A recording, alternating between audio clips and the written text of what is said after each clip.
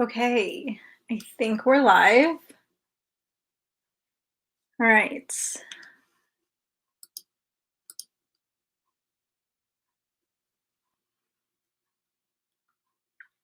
All right, we are live. Okay, perfect. Hi, everyone. Welcome back. Welcome to day 3. I am Veronica. I am one of the social media marketing interns here at Wonsulting, and I'm filling in for Umeesha for today. And today we're going to be talking about behavioral interviews and everything you guys need to know, tips and tricks, common mistakes to avoid. So I know we're starting a little bit late, so we're just going to dive right in. I would like to bring on our panelists. So Mary, Josh, Miriam, and Tara, welcome. Hi. Morning. Hello. How is everyone doing this morning? Good. Good. Mm-hmm. Good. So everyone, let us know where you're tuning in from. We would love to know where you guys are in the world, and send us all your questions for Q&A at the end. So I would like to start with Mary, who was a university recruiter at Tinder. I'd like to start with you, and why don't you introduce yourself? Sure. Hey, I'm Mary. I work over at Tinder. I run all of our university team over here, so both technical and business interns. Yeah, I'm located in LA. Awesome. Thank you so much. Thank you for being here. Next, I'd like to go to Josh, who is a technical recruiter at Well Health. Would you like to introduce yourself? Yeah, for sure. So, like you just said, I'm a technical recruiter at Well Health Inc. We're headquartered in Santa Barbara, which is, about like 40 minutes north of LA. I'm living in Thousand Oaks, which is probably an area that a lot of people haven't heard of if you're not from California. So, small town. But yeah, happy to be here. Thanks for having me. Excited. Yeah, we're definitely so excited to have you. Thank you so much for coming. Next, I'd like to go to Mariam, who is a lead talent partner at Scopely. Would you like to introduce yourself? Sure. So I'm Mariam, and I work for Scopely, where it's a gaming company. So we place people who love gaming at all levels, and we're international, so all countries also. And I'm headquartered in the LA area in a smaller city than Thousand Oaks called La Crescenta. Our office is in Culver City, and yeah, that's about it for. Nice. I actually know Culver City because my cousin used to live there. So that's a small world. There you go. Yeah. All right. And last but not least, I would like to go to Tara, who is a global head of talent acquisition at Marvell Semiconductor. Yes, morning. As you mentioned, I am the head of global talent acquisition for Marvell Semiconductor, and I actually came from gaming at Activision Blizzard in the past and have over 10 years executive search experience in financial services, consumer products, and IT. I am located in Orange County. Awesome. Thank you so much for being here. We really appreciate all of your guys' time. And I'm just looking at the chat right now. We have people from Los Angeles, San Jose, California, St. Louis, Honolulu. Wow. I see my boss, Jonathan. He's saying, let's go. So thank you, everyone, for tuning in. We really appreciate it. And like I said, we are talking about behavioral interviews today. So I would like to start with Mary with our first question. Why are behavioral interviews helpful? Sorry, you said Mary, Yes. Correct? Okay. Yeah, so I think behavioral interviews are a really great tool for not only an interview panel, but also for someone who's interviewing for a job. It's a really good opportunity for not only the team to see if you would be a good fit, but also for you to interview the team as well. It's a double opt-in situation. You have to make sure it's the right fit for you. They have to make sure it's the right fit for them. So I think to think about it as if it's you're interviewing them as well is really key. Right, exactly. Josh, anything to add to that? Yeah, I think a lot of, the same of what she said. It's really helpful, behavioral interviews to kind of get to know somebody outside of their skill set, for the job, kind of understanding, how they act, huge culture fits sometimes can be, issues with certain companies and everything like that. So I think it's really important to kind of understand, how somebody works, outside of work as well as inside of work, and everything like that as well.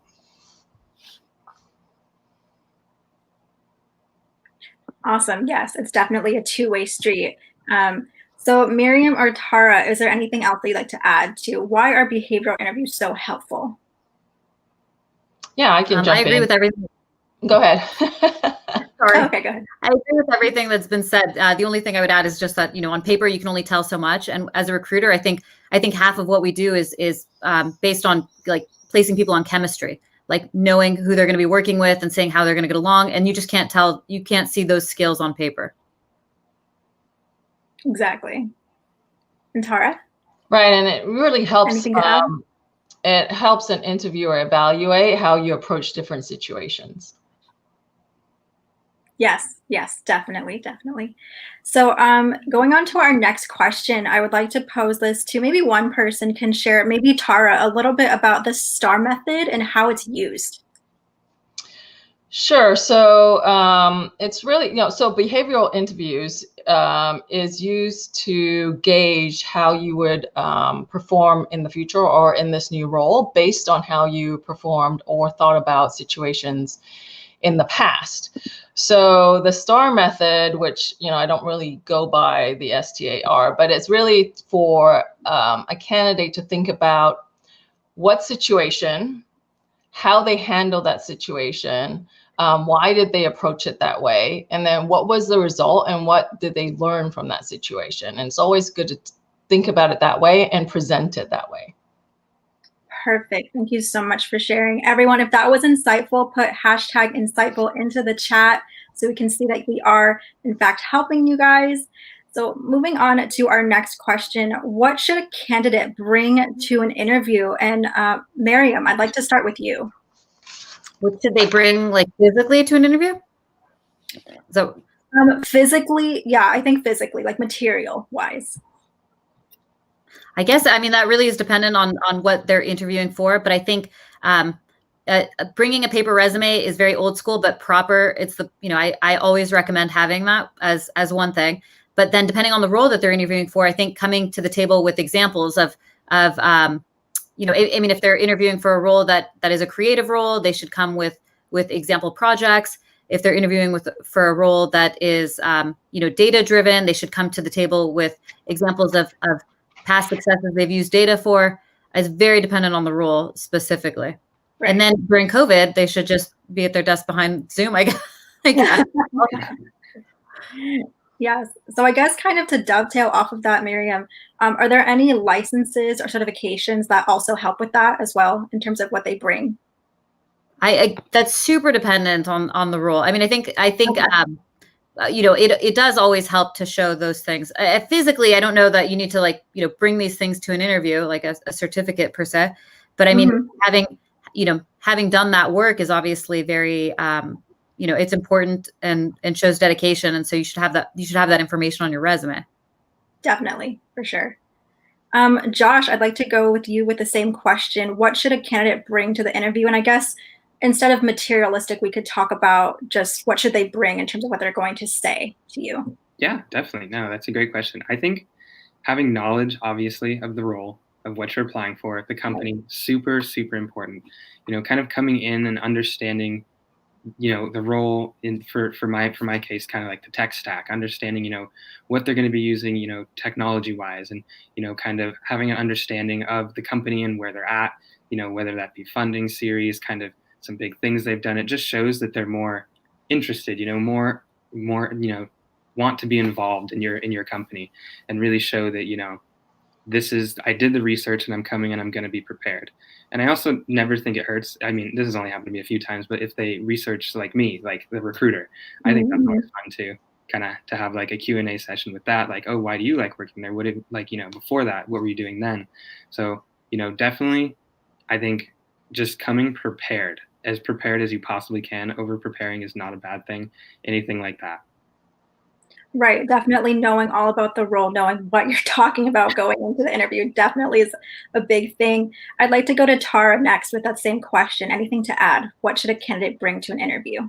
I always, when I'm interviewing as a candidate, I always like to prepare questions that I want to ask the interviewer, whether it's the recruiter, why did they join the company? What did they love most about the company?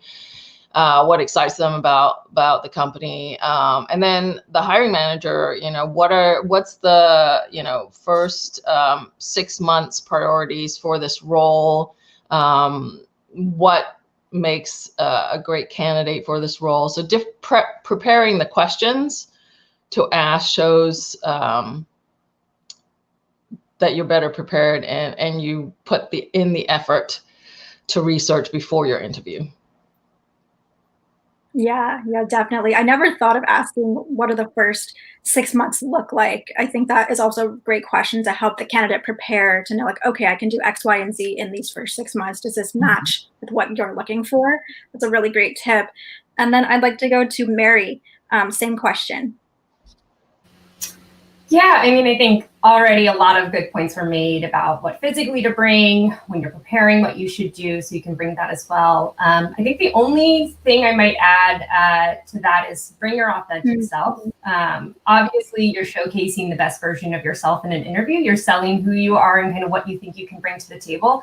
But you want to be authentic. You don't want to show up to work and not be your true self. So I'd say bring your authentic self. Perfect. I love that. I love when I can really get on like a personal level. Even for me as a candidate, when I'm talking to a recruiter, I feel like I can just really talk to them. If we can relate on something, that's really cool for me. So moving on to the next question, what's a big mistake that candidates make while interviewing? And Josh, I'd love to start with you. Yeah, of course. Kind of like what I just said, not knowing about the company, not knowing about the role. You can just randomly apply to 100 companies, if you get interviews and you don't kind of do your research, it does show that you're kind of just, applying to a lot of different places and, not really putting in like the work needed, to be in an interview and kind of understand all that. I think another big mistake is not having questions. I think asking questions is huge, no matter what role or level you're applying for, always having some questions always just shows, greater interest in the role, the company, everything like that. Nice. I'd like to go to Tara next. Same question. What's a big mistake that candidates make while interviewing? I think, it's not preparing and not practicing, just winging it. I've seen a lot of candidates just come in and just wing it. And I'm like, why didn't you prepare? So I think, the thing is practice, think about scenarios beforehand, because that they're going to ask questions about your past performance, especially in behavioral interviewing. So think about things that you've done in the past with each job, probably 1 or 2 examples with each job you've had, and just have that in the back of your mind. Right. Yes. And of course, with that, at least for me, I've also been taught to implement the STAR method as well when telling my stories to candidates as well. So going to Mary, same question. What's a big mistake that candidates make that you see? Yeah, again, I think the points that have been made are great. Preparing and asking questions is so key, I think. Curiosity in a candidate is such an attractive quality. And I think that's something that I would definitely reiterate is like, don't go in like thinking you know everything about the company. Don't go in thinking that, you like can do everything about it, because you're interviewing. You don't know all the ins and outs of the company. So I'd say really coming in with curiosity and asking questions is really key. But also I'd say the biggest mistake I've actually seen is people bad-mouthing their previous companies or the company they're currently at. It's a really big turnoff for me and definitely raise some red flags. If you're bad-mouthing the company you're currently at, what does that say? Like, if you're working here, are you going to do that too? Right. Yeah, that definitely does not look good. So Mariam, same question. A big mistake that candidates make while interviewing. I think almost everything I thought of has been mentioned. The bad mouthing was going to be the one thing I was like, this is very important to know. Right. So I think I don't think I have much to add beyond that. Those were all good points. Okay, awesome. Everyone, if that was insightful, again, let's put hashtag insightful. Let's also show our panelists some love. Let's do hashtag Mary, hashtag Josh, hashtag Miriam, and hashtag Tara to show them some love. And we're going to go ahead and go to our next question, which is I guess we kind of already talked about this, but how can candidates prepare for an interview? So I guess we could talk about reaching out to people to prep. So any tips on prepping? Let's start with Mariam. So I think it's really important. A lot of people will mess up on their first interview or second interview, and it's because they haven't mentally prepared their story. So I think it's about people have to practice what their story is. And so, questions are like, why are you leaving your last job, or what are you looking for?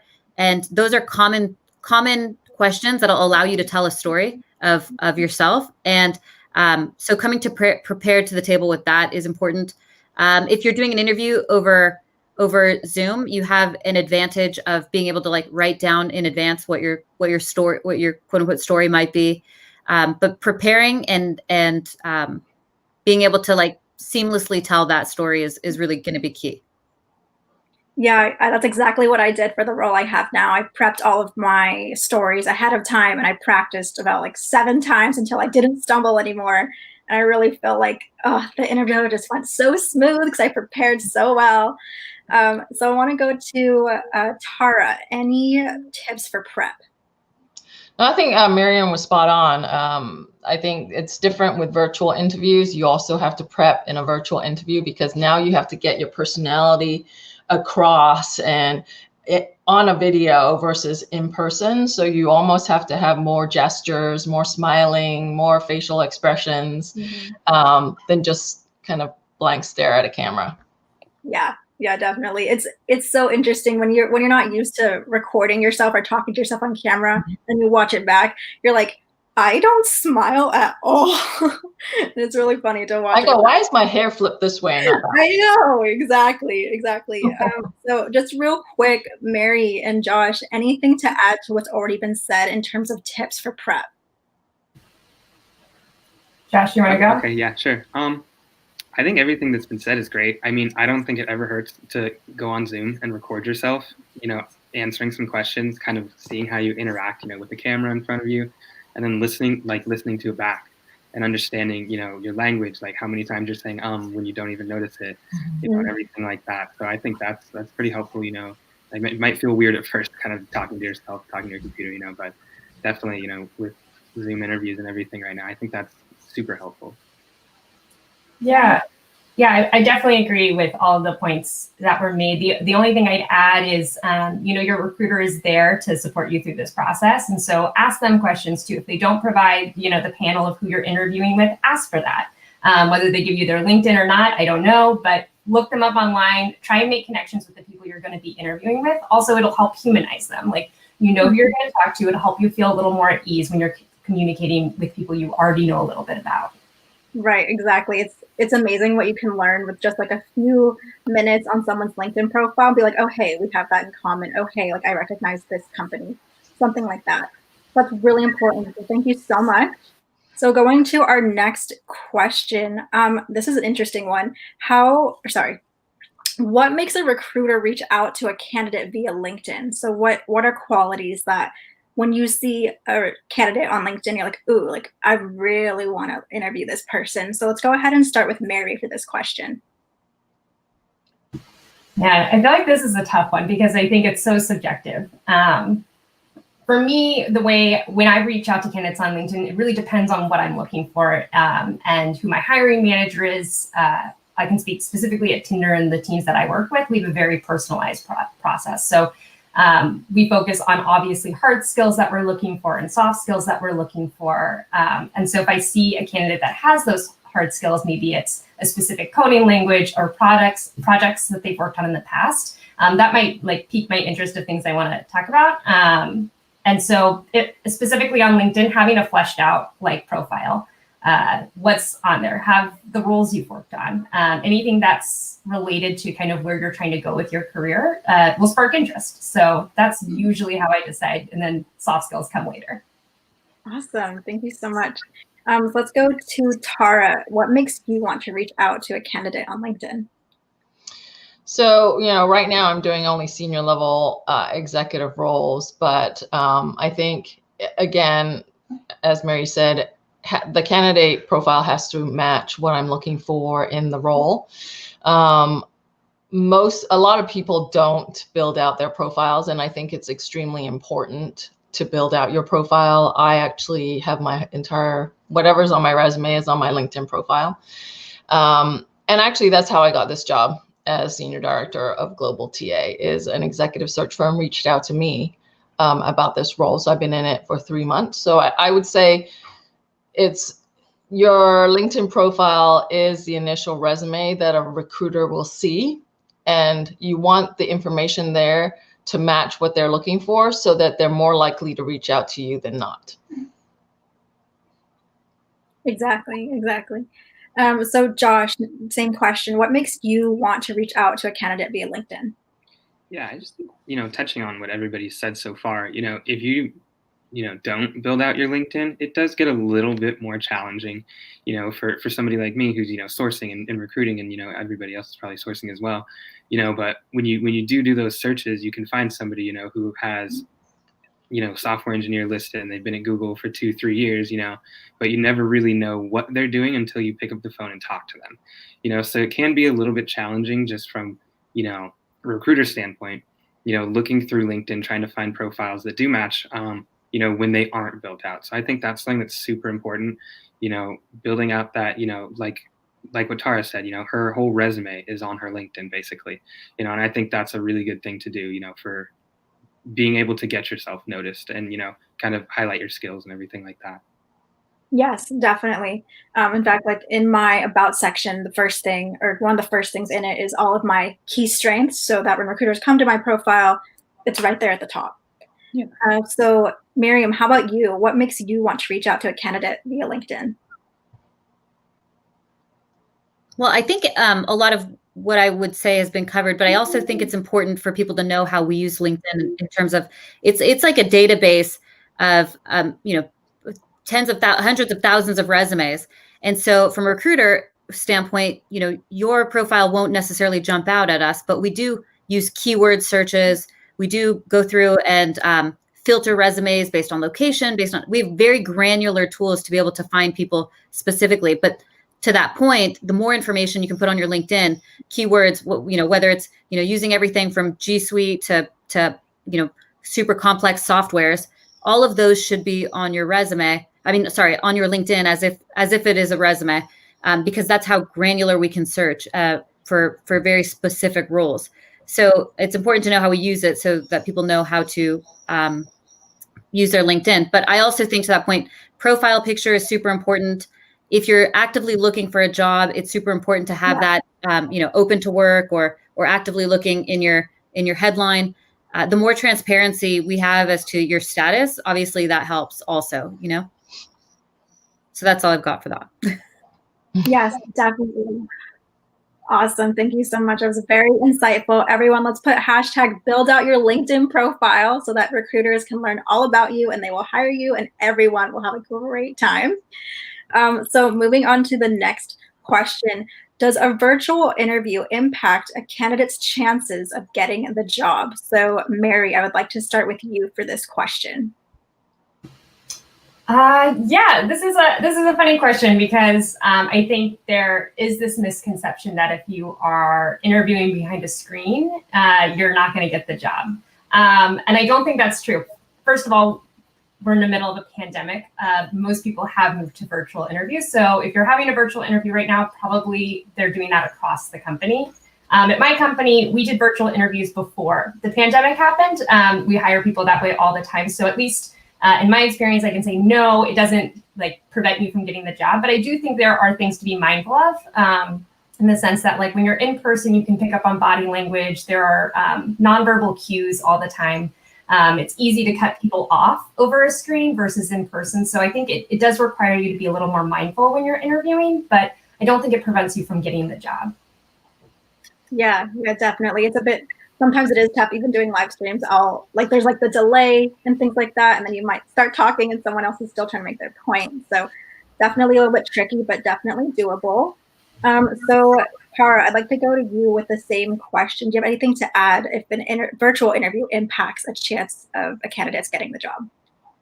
No, I think Mary was right. I don't think it really impacts your chances of getting a job, but what we've talked about in the past is preparing, right? Practicing, make sure you're lighting. I've previously in my other job, we've video interview candidates and there was a big hole in the back of the wall, or a candidate was driving and interviewing on their cell phone at the same time. I'm like, that might impact your chances of getting a job. But yes.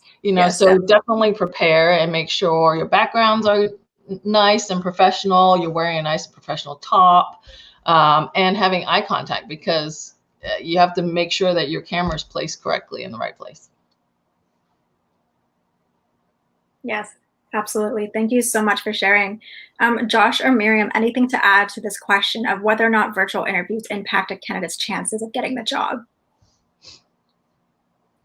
Mariam, you can go. You can go.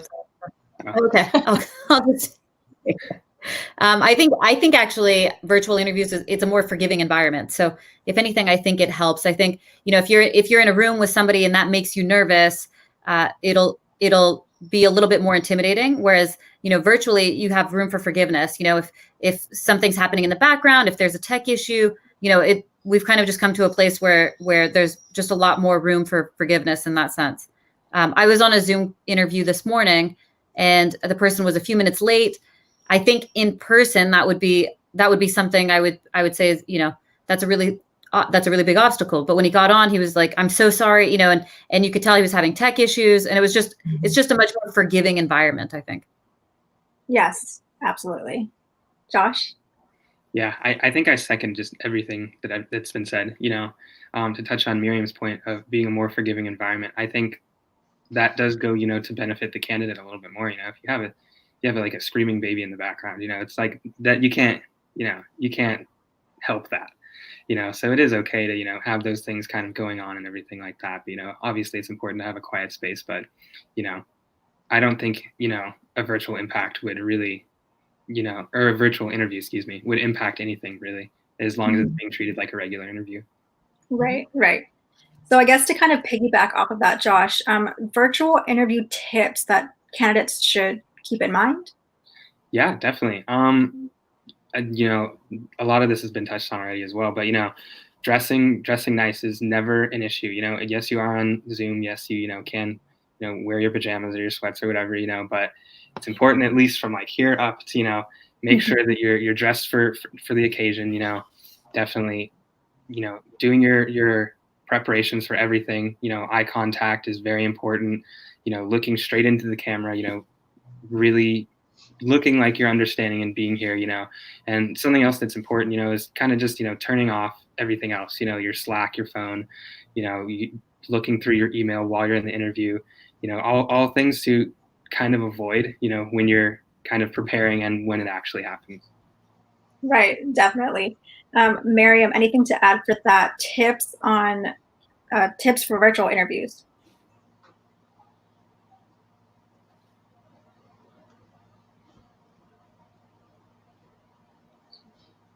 Mariam, are you muted? Yes, I'm sorry. See, tech issue. You're good. I think I said it before, but it's an opportunity to have a cheat sheet in front of you. So take advantage of it, right? Like if you know, a lot of times you'll answer an interview question that you're not prepared for just because you don't know what they're going to ask. And you would have wished later you would have answered it in a different way. Like, oh, I wish I would have thought of that. So what I like to do before an interview is write down my accomplishments or things that I want to make sure I don't forget to say and have that next to me. So that way, when a question comes up and there's something I know, or I might not be able to think of a good answer, I can kind of reference my cheat sheet of, you know, here's some great things I've answered before, I already know the answer to, or telling my story in a constructive way. But that's something you get to do virtually that you just couldn't do in person. Right. Yeah, because when you're in person and you look down at something to be like, okay, what do I say? It's a little more obvious, I think. So we're going to go to Mary next. Any tips for virtual interviews? Yeah, I mean, I think everything that has been shared is just such key tips for really being successful throughout a virtual interview. So just to reiterate, just prep as if you're going to be on site. Dress the part, research who you're going to be talking to, maintain eye contact. And I think in addition to that, just be very mindful of how you're communicating via Zoom or whatever video platform you're using. Make sure your camera's on. I think that's a big mistake. It allows you to connect better if the camera's on. And let the interviewer finish asking you whatever question it is before you jump in to answer. Right, definitely, for sure. Thank you so much. Tara, anything to add to what's been said? No, I think everybody's got it. I think we actually created a virtual interview guide that we send with our candidate invites, and it just has 5 steps, and everybody's mentioned it. One is lights, camera, action. So practice. Technology and Wi-Fi. So make sure those are working. Look your best. Practice makes perfect. And then plan your environment. Yes, very good. I think Thank one you thing so to much. add, Oh, yeah. sorry, I forgot to mention it when I was speaking, but one thing that I think works out well is when I notice people are taking notes on when I'm telling them about the role, or it just shows, I mean, it's a very subtle way of seeing that they're taking it serious and that they have an interest. So I think taking notes during a virtual interview is not a negative thing. Yeah. Yeah, and I think, to jump on that is you can also say, hey, I might look down a little bit because I'm taking notes, so that your interviewer is aware that you're not doing something else other than taking notes. Yes. I think it's definitely about the little things. They really do matter in an interview. So going on to kind of a fun part of these questions, before that, excuse me. What is the best question to ask at the end of the interview? So what's a question that was just like, wow, I can't believe they asked that. I'm so happy they asked that. Mary, I'd like to start with you. Yeah, this is a tough one. I think it really, again, depends on the role. But if it's kind of a recruiter screen, I really like it when they ask me about why I have chosen to be at the company I'm at, what about the company keeps me here, that sort of thing. One, it makes me realize that they're really wanting to know more about the culture. If it's a behavioral interview, that makes a lot of sense to me. If they're jumping into asking me about maybe day-to-day of the job, that sort of thing, makes me think that they're really thinking through how this could fit into their daily life. So things like that. But honestly, really any questions that show me that they are curious about more things than we covered, that they were listening to what we were covering throughout the interview, and there's more that they want to know. It just communicates to me that they're excited and curious. Yeah, definitely. So everyone in the chat, make sure that we are taking notes during interviews and asking good, insightful questions at the end of our interviews. So Mariam, I'd like to go to you next. The best question to ask at the end of an interview. A question that I really like when is asked is when a candidate says, is there any reason you see that I might not be a fit for this role? And it's a phenomenal question because it gives me the opportunity to express areas of concern. It gives the candidate the opportunity to understand how likely they are to move forward. So they might not even have to wait 3 days. I might say, actually, I love your experience, but you are missing this one key thing, and that may or may not be important. But it just gives both sides much more clarity almost immediately versus having to wait a few days to get an answer. And then I also like when a candidate asks for a candidate at the end of the interview will say, do you have any feedback for me? And to me, that's just more of it's more of a behavioral skill that I pay attention to that shows that they're receptive to feedback or at least interested in feedback. And, it's a soft skill that's important for any role that we're recruiting for. Yeah, definitely having that self-awareness is really key to be able to reflect and be, how can I improve next time, or what can I do to make myself better for this role if I go forward? So Tara, I'd like to go to you. The best question to ask at the end of an interview. I don't know if there's a best question from my point of view. I think doing the research on whom you're interviewing with and having a question for each of those interviewers that's applicable to their role. So if you're interviewing with your direct manager, you could ask, what's your leadership style, or it's just a peer. That could be a different question. So I don't know if there is a best question at the end of the interview. It depends on who you're interviewing with. Okay, perfect. Thank you so much. And lastly, Josh, I'd like to go to you. Best question to ask at the end of an interview. Yeah, I think it depends again on who's interviewing. I was gonna say the feedback question. I was also gonna say, anything really that kind of just makes it seem like they're paying attention to what you say. Kind of going back through everything, really just being interested and wanting to learn more. About the company, about the role. Really, just any questions, in my opinion, are good questions. Awesome. Thank you so much. Everyone, if that was insightful, let's put hashtag insightful into the chat. And now I'm going to go into the last couple of questions here. These are questions that we're going to ask you guys how a candidate should answer. So how should a candidate answer? Tell me about yourself. Tara, I'd like to start with you. That's different for every person. I don't know if all the recruiters on here, that's a hard one to answer, but I would say develop an elevator pitch for yourself. Be concise. Don't go on and on about just tell me about yourself and take up, half the interview time. And make sure you include things that make you stand out and make you different. I don't know if you want examples, but I could give you some examples. Yeah, if you want to share one example, go ahead. Yeah, so I actually got this question when I was interviewing for this role, and basically I say what makes me different is that I started out in business, so I didn't start out in just recruiting. So my thought process is very different from just someone that came up from talent acquisition. I actually spent 8 years in financial services managing high net worth portfolios for Bank of America, Wells Fargo, and Citibank. And then I also, something about myself would be I was born in Hong Kong, but I grew up in London, Saudi Arabia, and the United States. Wow. Impressive. So, those things make you different from someone else, and you want to add that into your elevator pitch. Like recruiters, we all have elevator pitches about our company and how we sell the company. So have one about yourself. Yes, definitely. Very important. Thank you so much for sharing. Josh, I'd like to go to you. How would you answer, tell me about yourself? Yeah, I think having an elevator pitch is very important. Keeping it concise, not saying, your whole entire life story of everything you've ever done in your whole entire life. I think it's important to hit on, key things that you've done, in the past maybe 2-3 roles that are, applicable to kind of what you're moving into now.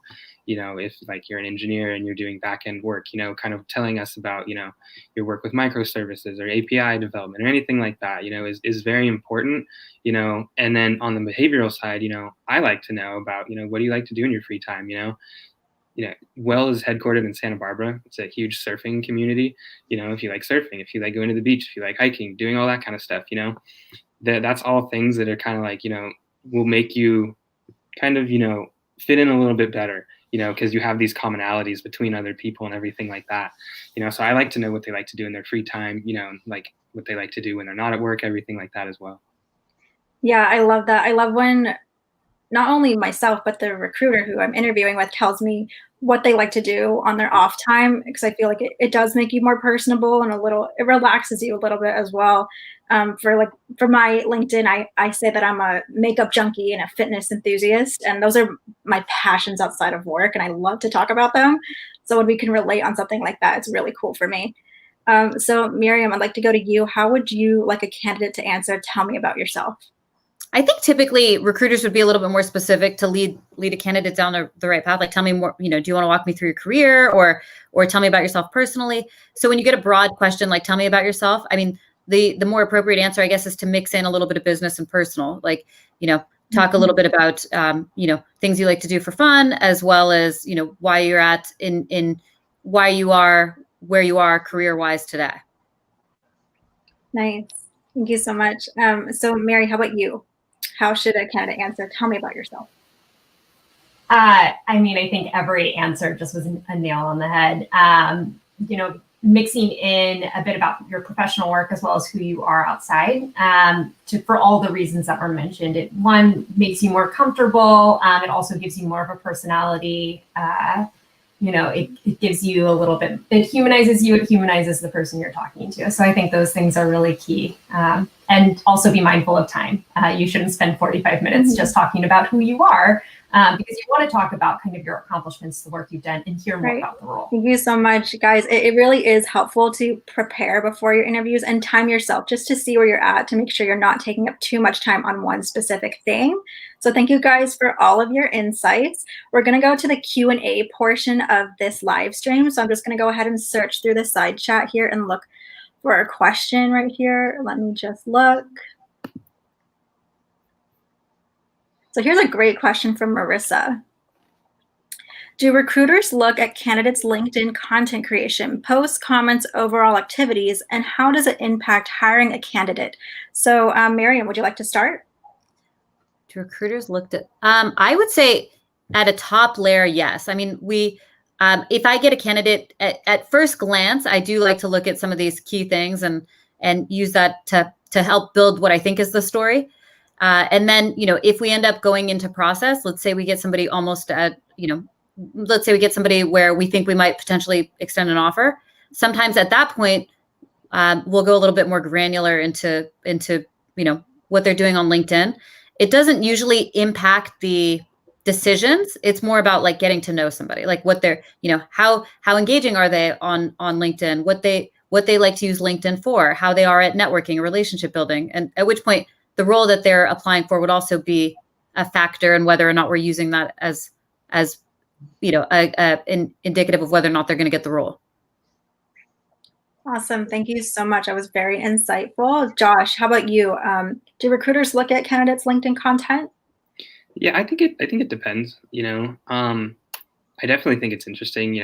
I personally, if people have, personal projects or like a website that they build out, that's something that I think is kind of interesting to check out, for me as a technical recruiter, kind of see how they would build things out, how, their kind of eye for design, everything like that, whatever it may be. But I think, it's definitely something that we would look at, at a top level, like what Mariam said. Awesome. And Mary, how about you? What is your take on this? Yeah, I'd say definitely. We do look at your LinkedIn. I don't know if we would go as granular as like what you're liking, things like that. But I would say that your LinkedIn or your GitHub or whatever you're putting out there, that's your professional brand. So make sure that the things you're doing, the things you're posting, that they reflect who you are and kind of what you're trying to communicate through that brand. Right. And Tara, how about you? Your take on this question? Yeah, I think, when I was recruiting games for artists or game designers, we would look at their portfolios and the content, whether it's on ArtStation or GitHub, like Mary said, or LinkedIn. Okay, thank you. Thank you so much. We're going to go to the next question from Crystal. And Crystal asks, does it look bad if a resume is missing a summary due to lack of space on the page? So, Mary, I'd like to start with you for this question. No. Yes, at least for me, no, I don't mind if there's not a summary there.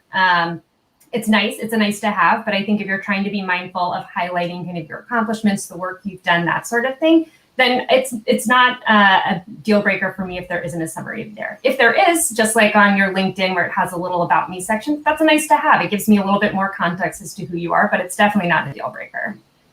Okay, cool. I've definitely heard both ways. I've heard some recruiters, they prefer having a summary and some don't. So I've heard both. So Tara, going to you, does it look bad if a resume doesn't have a summary? No, I don't think it looks bad for me. You can have it or not have it. I think it depends on what the summary says, right? If it's a template summary, then that probably looks bad. You probably just don't want it altogether. But if it's a kind of quick, concise look at yourself, you can have that on LinkedIn and not have it on your resume because we look at both. Okay, cool. Thank you. Mariam, how about you? What do you think about whether or not a summary is on a resume? My rule for resumes is typically like a good rule of thumb, because people are concerned about space, is, 1 page for every 10 years of experience. And if you can fit your experience on there and not have a summary, I would rather see your experience in a summary. So I usually tell candidates who don't have enough experience to fill that space to put a summary in there, more of like a space filler and an area to tell your story. But if you have enough experience, it's not it's not super necessary. In addition, a summary, if you do have a summary, you have to be super, super careful that it's not just, a few sentences of big fluff and words that don't actually mean anything or tell me anything important, super engaging leader, fantastic, whatever. And like with no real substance to what that summary is, that to me is almost, it's more negative than just not having one at all. Oh, okay. I see. Yeah, definitely important to fill up the white space on a resume. And Josh, how about you? Does it look bad to you if there's no summary on a resume? I don't think so. I mean, as long as the other parts of the resume are, well thought out and kind of, put together. I think, to touch on Miriam's point of having kind of fluff at the top, I think that's kind of unnecessary. And sometimes it can kind of look bad, if it is just, like I said, fluff, just to kind of take up space when you kind of don't need to take up space. I don't think you necessarily need to have one, but I mean, like what she said as well, if you don't have as much experience, having a summary is definitely, a good thing to have as well, just to kind of understand, what you're kind of looking for next and what as far as goal wise and everything like that. Okay, awesome. Thank you. So kind of piggybacking off of this resume stuff, we have a question from Monir. I hope I'm pronouncing that right. What key points should you focus on with the points on your resume and LinkedIn profile that make you as a recruiter interested to contact the candidate? We can go ahead and start with Mariam.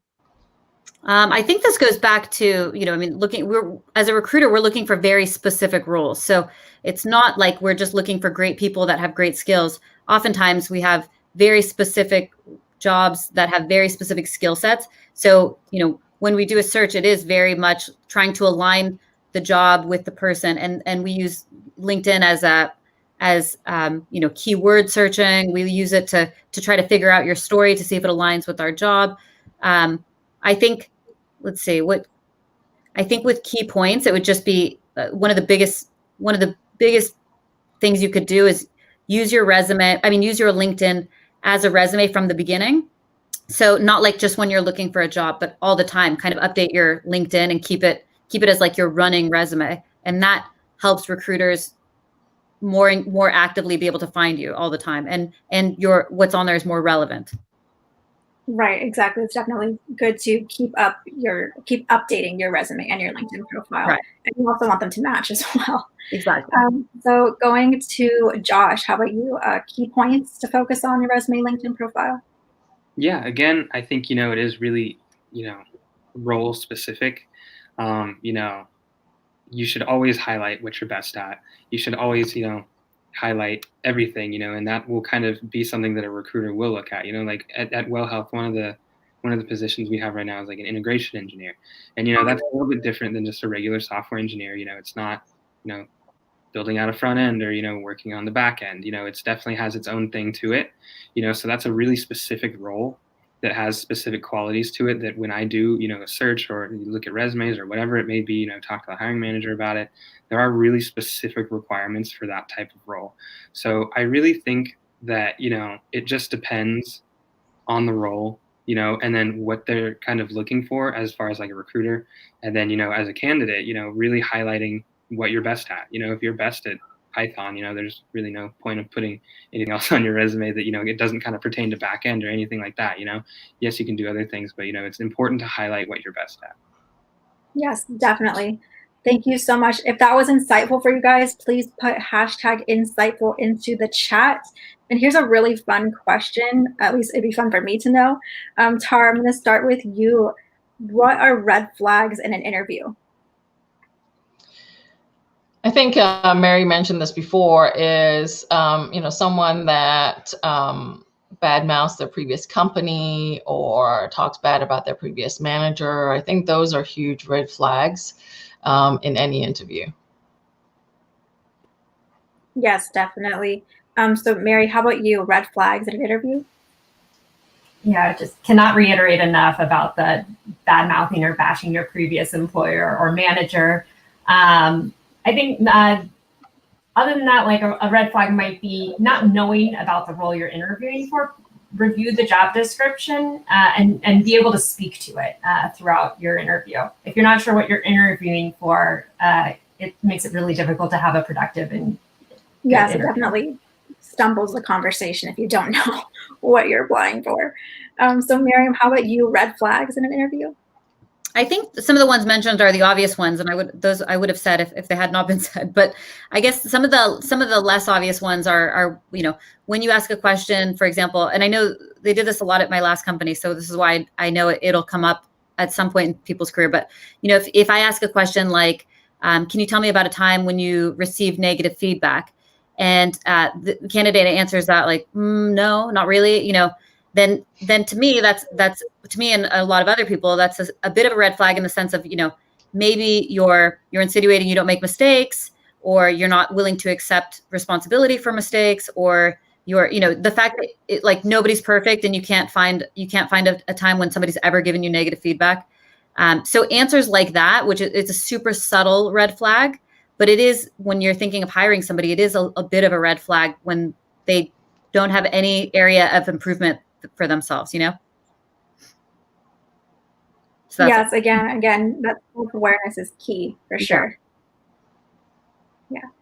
All right, going to our next question. This is from my coworker, Josephine. A most memorable candidate, what did they do/say to make them memorable? Josh, I'd like to start with you. Yeah, let's see. I think there's a lot of things that people can do to make themselves memorable. When I interview people, I think the people that I remember the most are the ones that I can, have a conversation with and really talk about. And, if I ask a question, they can, branch off of it. And, sometimes it may get off topic, but other times, that still makes it a memorable candidate. I can go back to my hiring manager and say, hey, I had a really great conversation with this person. They talked great about X, Y, and Z. I think that makes them a really memorable person, and a memorable candidate, having the ability to have a conversation and really kind of also with that, demonstrate their technical abilities and understandings and everything like that. Yes, definitely. Thank you so much for that insight. So Tara, how about you, most memorable candidate? I would agree with Josh. I think it's someone that connects with you during an interview. I don't think I have one most memorable candidate, but I have a few, and I still stay connected with them. So it's someone that makes a connection, not just during an interview. It's, has a good conversation and you become friends with, and that's what makes a most memorable candidate. That's awesome. How about you, Mariam, most memorable candidate? Yeah, I mean, I agree. I can't think of just one. I think, but as recruiters, we tend to build relationships with people, and so oftentimes, whether you're placing these people or not, people that we can connect with and have relationships with for the longer term are people we're going to remember. Okay, perfect. So Mary, we'll start with you for the next question. This one's a really good one. How should an individual approach a recruiter on LinkedIn while he or she is still working on his or her portfolio, but wants to build that genuine relationship without showing desperation? I think this goes back to what Mary said about being your authentic self. I'm very transparent on LinkedIn and try to be very responsive. And I never mind when people reach out just to connect and say, I would say exactly that. Like, hey, I'm still working on my portfolio. I'm in the middle of doing this, but I did want to reach out and connect with you. I mean, like that very transparent and authentic conversation is one that I can relate to and would respond to. Awesome. And Mary, how about you? Any takes on this? Yeah, I agree with what Mariam said. Having that authentic connection is so refreshing over LinkedIn. I think a lot of times having a personalized message, connecting with me in a way where you're saying like, hey, I saw that you work here. Like, I've always been interested in this company. Would love to connect to hear more about what you do. One thing that's kind of tough for me is that I really like to be responsive. I do want to connect. I want to give opportunities for us to connect down the line if you're still working on your portfolio. The thing that's hard for me is when it's like, can you hop on the phone for 10 to 15 minutes like tomorrow? And it's like, I want to say yes because I want to connect and I want to give you opportunities, but I also I don't have 10 to 15 minutes every single day to speak with every single person. So not being offended if I'm unable to connect, but just being willing to follow up. I think that follow-up is really key. Nice. So I guess to piggyback off of that, a tip or two on how to cold message a recruiter if you don't know them, to maybe ask them for some time, or what should a candidate do if the recruiter doesn't have time to talk? Still to me? Yeah. Yeah, I think if it's in reference to something specific, it's really useful for me. Say there's a job posting on LinkedIn or on our website or whatever. Speak to that. Be like, hey, I see this community support manager role is live. Would love to hear more about it. I think my skill suit would be a good fit. Because maybe I'm sourcing for that role and I just haven't stumbled across your portfolio yet or your LinkedIn profile. So I think referencing specific to what you want to talk about rather than having it a general like, hey, I'd like to get to know you, because that's makes it much more meaningful for me. Awesome, thank you. If that, let's put hashtag Mary into the chat, show her some love. Again, hashtag Mariam, hashtag Tara, hashtag Josh, show them some love and that we appreciate them being here. So I'll do one more question and let me just look through here. Okay, here's a good one. This one is from Jonathan.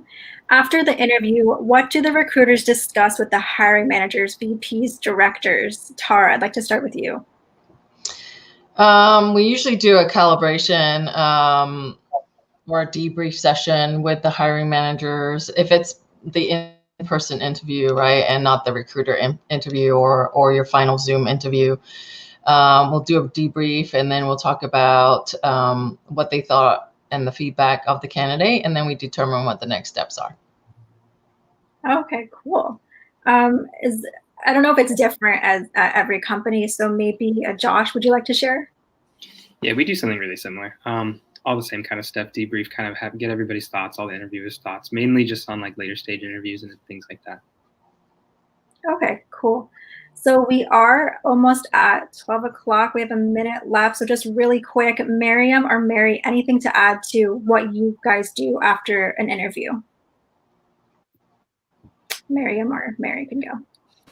Well, I can say, I mean, depending on the candidate, I guess, so if I'm interviewing a candidate who I really like at the VP or director level, I do my best. If I genuinely believe that they're great for the role, I do my best to position them in the best light and kind of like portray them and like, here's why I like them. Here's why I think you might like them. And then, I use the hiring manager's feedback to calibrate, just like Tara said. And then from there, I try to communicate that back immediately to a candidate, whether it's good or bad. I try to be as transparent as possible without I guess being offensive. I mean, I always try to be as transparent so that they know the feedback, here's a skill you might be missing, or here's what we're looking for that you might just not have, or you might be amazing, but we're also talking to two other amazing people. And I don't want to waste your time until we see that through. Right. Exactly. And Mary, any last things to add for that question? Yeah, I'd say that we do a similar process. We debrief after virtual on-site interview or an on-site interview, and the entire panel kind of has their own focus throughout the process. So speaking to their process and what they're focusing on in their interview, kind of how they feel the candidate did. So we keep it very uniform across the board.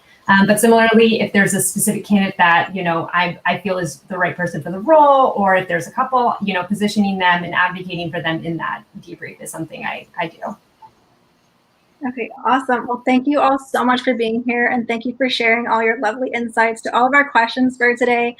Everyone, make sure to connect with these lovely recruiters on LinkedIn. Their LinkedIns will be linked in the description box below.